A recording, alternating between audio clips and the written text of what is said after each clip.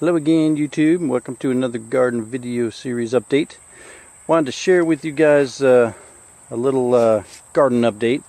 We've been trying to change over some of our plants from our beginning harvest time to the secondary part of the year harvest.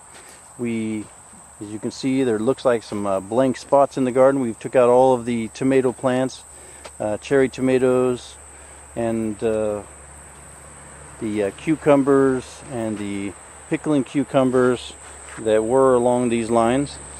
And we have actually planted some more melons and some pumpkins for the later harvest, which is, what we're going to want. Now we still have back here, our poblano plant, and it's growing nicely. We've got our ghost peppers here, which we're getting some really big ghost peppers, and they're about ready to be picked. These are nice red ones. And of course, next to that I've got a second one, and then I've got my beautiful little habanero plants here, and then we've got several dragon cayenne pepper plants still going strong here, and they're not showing any signs of weakening. Then we've got our regular jalapeno plants on this side here. Over here we have a few other pepper plants, and we planted some additional cherry tomato plants to see if we can get a few more late season cherry tomatoes. The next row is, of course, all of our bell peppers. We still have red, then yellow, then green, and they're still producing really good and large bell peppers in here. This particular one is going to be red, but like I said, you get the anticipation going when you see them nice and big like this, and you're like, I just got to pick it. But you don't, because this plant is supposed to be the red ones, so I've got to wait and wait and wait and wait until they turn red, which seems like it takes forever sometimes. Oop, let me show you a nice red one over here that's growing.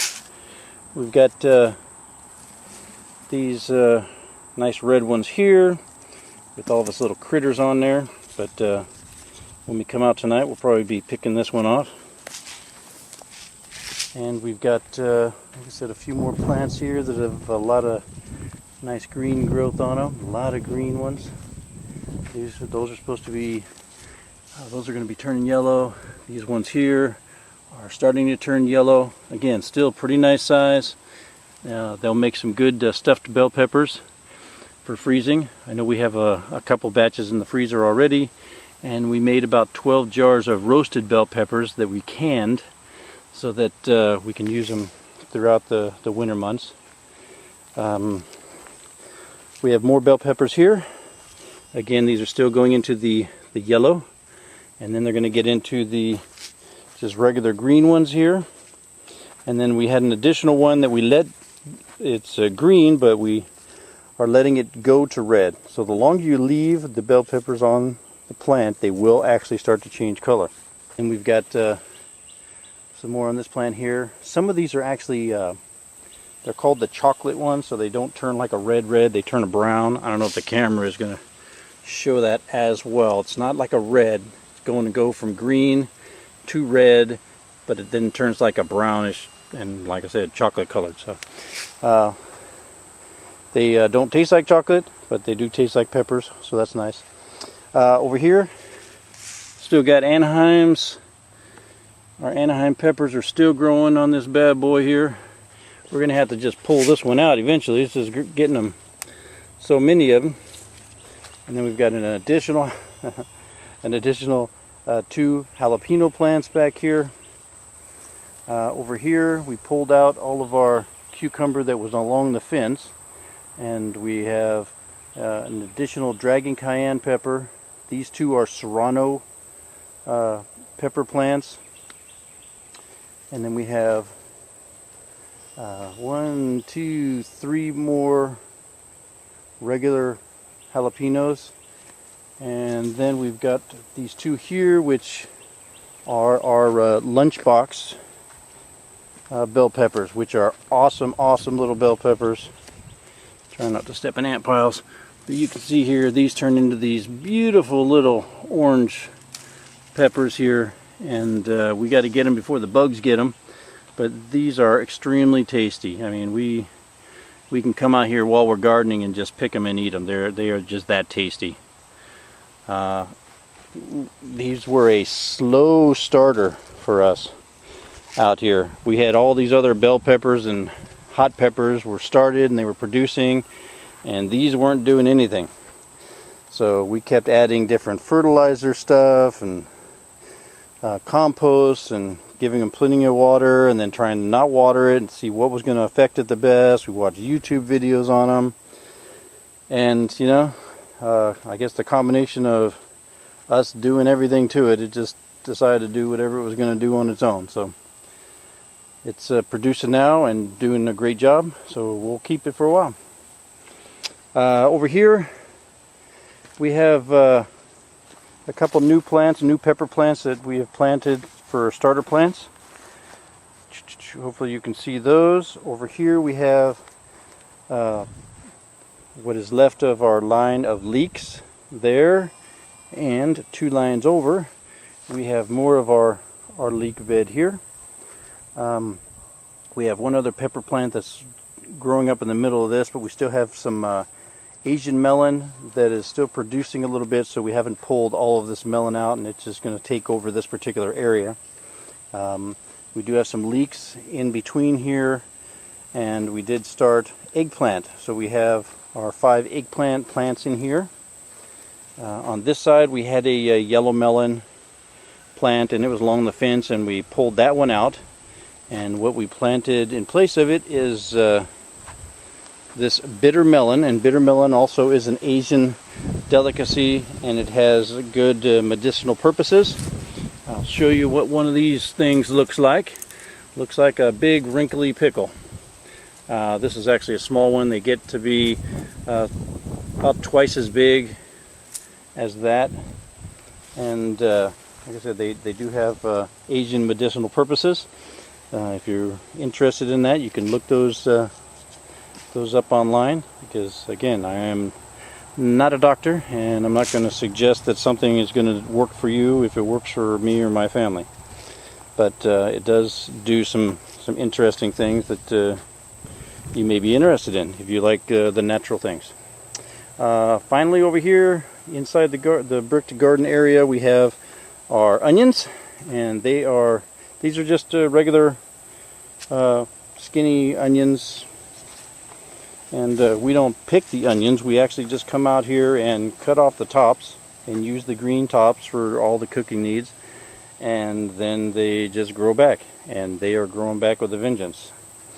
As you can see, these are pretty tall, so we might need to come up with some kind of a recipe to use some onions just so that we can cut these, or I'm going to end up having to come out here.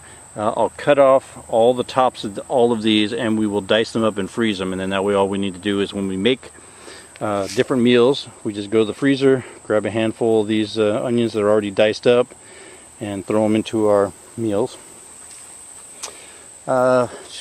This plant here is a sesame leaf, and we have several plants of this. We have one here, another one over there, 6. So we have way too many of these leaves than are necessary for a normal person, which is nice because we will actually take some of these and take them to a local Asian market lady that's over here, and we'll actually trade her for some other stuff that we can't grow in our garden, which is nice. It's always good to barter when you have an excess of something, that way it doesn't go to waste.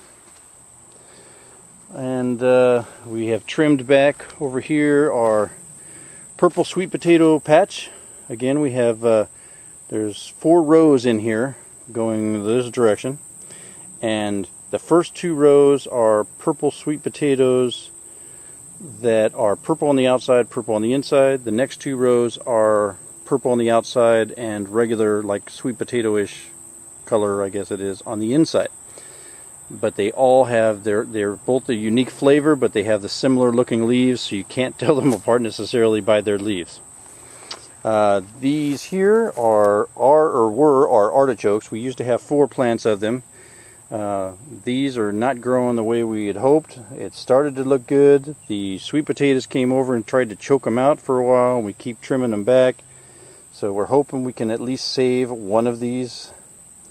If not, what our plans are is to actually box these in with a raised bed to try and get them higher up off the ground so they don't get as much water, because I think that they're being overwatered because the water runs out of the garden and comes here and just floods these, and they may not like that much water. So if I box them in, I can control their water better, and that's one of the options that we're looking at. Over here we have our blueberry bushes still, blueberries, blueberries, blueberries, and we have our fig tree here outside. This big tall one out there is a date tree.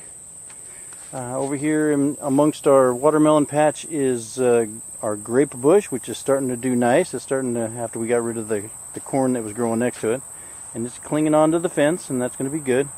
There is, however, some more corn growing over here. My wife decided to plant some more late harvest corn, and we'll see how that grows. I think I had another video on just our watermelon patch already. This is an Asian plant here. I couldn't pronounce it, but my wife eats it, so we grow it. This is our strawberry patch for the year. Like I said, most of it looks like it's doing pretty good with all the rains we had. Sometimes it gets a little patchy and looks like it's drying out, but the strawberries are done for the season anyway. Our next thing to do is to separate them and make another bed of them next to it here after everything is done growing. So probably the November-December time frame, we'll be boxing these in and making 2 separate strawberry raised beds in these areas, and that way we can better control what's going on with them. Our asparagus still doing awesome here. It's supposed to look like this. It dies back every year. You cut it off at the bottom, leaving a couple inches up, and then you wait for the following year. It takes at least 3 years to actually start producing asparagus. So if you love asparagus and you want to grow it, you ain't getting it by just planting a seed and having it grow the first year. Otherwise you get these big thick stalks that you really can't eat. You have to wait until for a couple of years like we have. This is 2 years growth, so next year we're going to have actual asparagus that we can eat and can and everything else. Just another thing to look forward to. And that's where we're at for today. We're still in the processes of cleaning up the garden a little bit. We had to do some weeding. We're still doing some edging and stuff like that, trying to kill the grass along the fence. But since we don't use any chemicals, it takes us a little bit longer, especially with the humidity out here. So what we do is we kind of pull it all away from the fence. I'm laying some of this plastic down on it, and it'll actually burn some of it away. And then other parts of it I may have to just weed whack around. I try not to weed whack around too much by the garden because the grass is long and it's got seedlings on the top, and if I spray that into the garden, poof, now we've got grass growing in the garden where I don't want it. So you always got to be concerned with that, because that's what we have over here along this fence. And this fence is, we've got where I weed whacked along here and it just blew it all into the fence. So we're trying not to do that anymore, because this is going to be hard to get it all off and unthreaded from my fencing that's in here. Alrighty, and that is our garden update. I know it's a little bit long, but I wanted to make sure that I covered everything that I could for you. I want to thank a couple of my subscriber people. Chris from his retirement channel, and MI, Gardener and MI, Gardener from MI. She likes to view my channel for gardening stuff, not any of the other things that I post probably, but for the garden stuff. So I do want to share that. I mean, this is one of the joys and one of the reasons that we moved out here, is so that we could do some gardening and stuff.